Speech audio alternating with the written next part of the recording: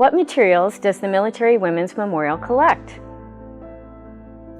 We seek materials that document women's service in and with the United States Armed Forces, with an emphasis on first-hand accounts. This includes all branches of service and all time periods from the American Revolution to today, as well as uniformed civilian organizations who aided the military during wartime. Can you give more detail about what is currently in the collection?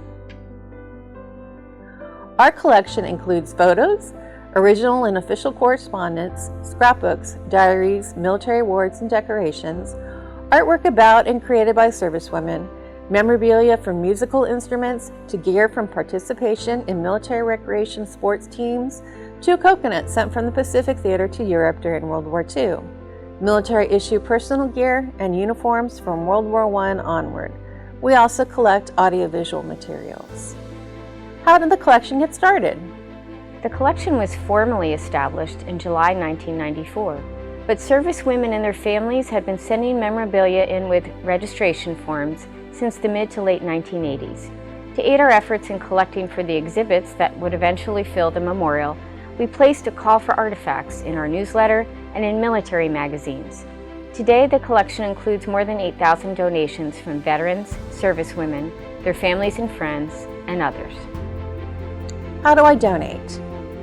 Contact us about donations to the collection through our online donation form, email, or phone. The first step in the process is providing us with background information about the items you'd like to donate and information about the servicewoman or time period that they represent.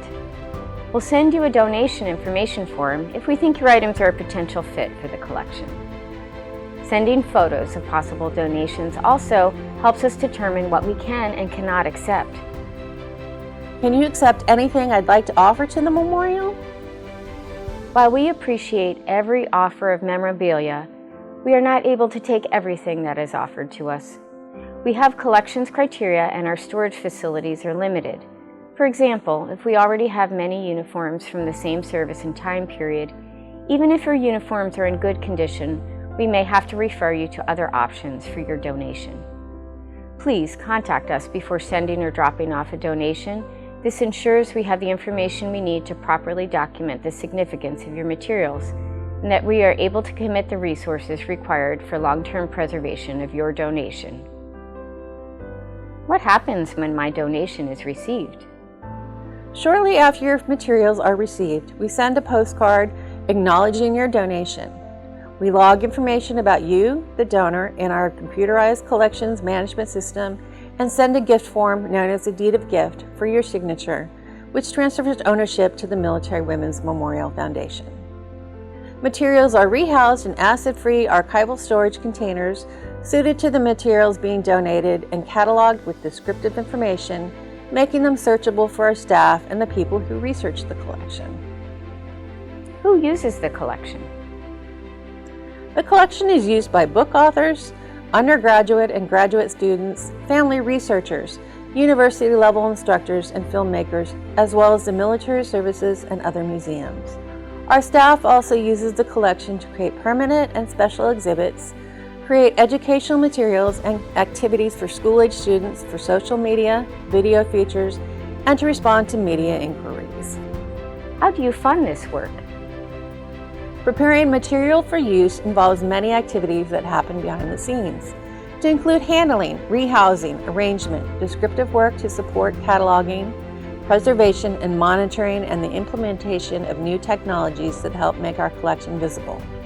As a private nonprofit 501c3 organization, we rely on private donations and grants to support all our work. Although not required, donations to offset the cost of supplies like acid-free folders, boxes, and protective covers are much appreciated. How do you handle collection items that may be damaged when you receive it? Do you present it as is, or do you attempt to repair the item? Items that are damaged when received may require the care of a professional conservator, someone who is specially trained in making repairs in a way that maintains the integrity of historic material. The extent of the conservation work performed before displaying an item depends on the purpose of the exhibit, whether the repairs are needed to effectively convey the story associated with the item, the length of time and conditions under which it will be displayed balance with availability of funding. How much of the collection is on display, and do you display in places other than the museum? At any given time, no more than 3 to 5% of the collection is on display. Loaned items from the Military Women's Memorial Collection are regularly displayed at museums and libraries across the United States, such as the Smithsonian Museum for African American History and Culture, the Ronald Reagan Presidential Library and Museum, the Smithsonian's Postal Museum, and the National Civil Rights Museum, the National World War II Museum, and others. What goes into the creation and care of a collection? Creating a collection starts with the organization's mission. The mission informs and defines the scope of the materials to be collected or not collected. Behind the scenes, when items are accepted and received, staff follow prescribed work processes to complete transfer of the materials to the foundation. Document and describe the items, develop a plan for arranging and storing the items, place them in suitable archival storage, assign a storage location, monitor environmental conditions, and maintain computer programs to make materials searchable, not just for storage purposes, but for access by researchers, whether it be family members or others.